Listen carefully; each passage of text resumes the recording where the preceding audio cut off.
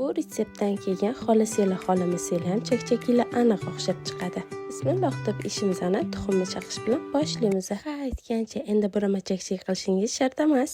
Chaqib olgan tuxumlarimizni tuz va razrahli til bilan oppoq penka holatiga kelguncha yaxshilab ko'pirtirib olamiz. Keyin esa oz-ozdan un solib xamir qorib olamiz. Xamirni mehr bilan ushlang, chunki u sizning mehringizni his qiladi. Xamir tingunicha qiyomimizni tayyorlab olamiz. Bu qiyom sizlarda aniq o'xshaydi. Shakar va suvni 10-15 daqiqa qaynatib olamiz. Asal va limon yoki limon kislotasi sosili ham bo'ladi. Asal bilan yana 10 daqiqa qaynatamiz va qiyomimiz tayyor.